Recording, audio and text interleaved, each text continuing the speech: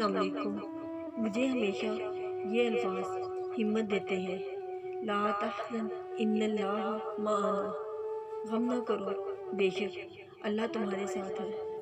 صرف اللہ کی محبت وہ محبت ہے جس میں کبھی خسارہ نہیں۔ جانتے ہو، تمہیں مشکل میں ڈالنے سے پہلے وہ تمہیں مشکل سے نکالنے کا وسیلہ بناتا ہے، اور اللہ کے سوا نہ کوئی تمہارا دوست ہے اور نہ کوئی مددگار۔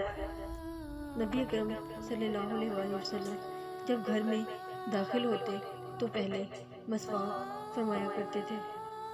رسول اکرم صلی اللہ علیہ وآلہ وسلم نے فرمایا، کھانے کی برکت اس میں ہے کہ اس کے اول آخر ہاتھ دھوئے ہو جائیں، دل کے صاف ہو جائیں، اللہ کے خاص ہو جائیں، جہاں ماضی کا تانا نہیں دیا جاتا، ہلکے تمام گناہوں سمیت اللہ پاک سمیٹ لیتا ہے۔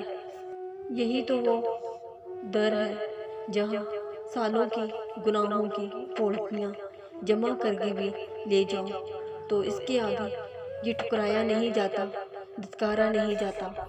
اللہ کو اپنا ہر بندہ ایسا ہی محبوب ہوتا ہے جیسے ماں کو اپنی اولاد سے ایک ہی الفت رہتی ہے، اور جب انسان گناہ کی حالت میں اللہ سے ملنے جاتا ہے تو اللہ عرش سے جھوم لیتا ہے اور فرشتوں کو حکم دیتا ہے۔ وہ یہی نہیں دیکھتا کہ کتنا گناہ گار ہے، وہ یہ دیکھتا ہے کہ میرا بندہ ہے، چلو آنے دو، کہ فرشتوں گواہ رہنا، آج میرا بندہ مجھ سے صلح کرنے آ رہا ہے، مجھے منانے آ رہا ہے، اور لکھ کر رکھنا، اس کو معاف کر دیا جائے گا۔ پھر تم کیسے بہتان لگا لیتے ہو کہ گناہ گار ہے، اس کی تو بخشش نہیں۔ ہو سکتا ہے تم برا سمجھتے گناہ گار سمجھتے ہو، اور اللہ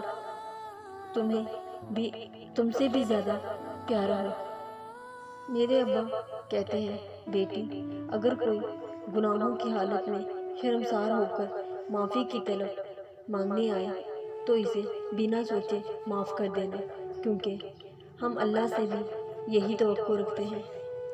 میں قربان ہو جاؤں اللہ کی محبت میں، جو معاف کر کے پلٹ کر نہیں پوچھتا کہ اب دوبارہ تو نہیں کرو گے۔ جب تمہیں لگے کہ تمہارا کوئی نہیں ہے تو آسمان کی طرف دیکھنا، وہاں وہ ہے جو ہمیشہ سے تمہارا تھا اور ہمیشہ رہے گا۔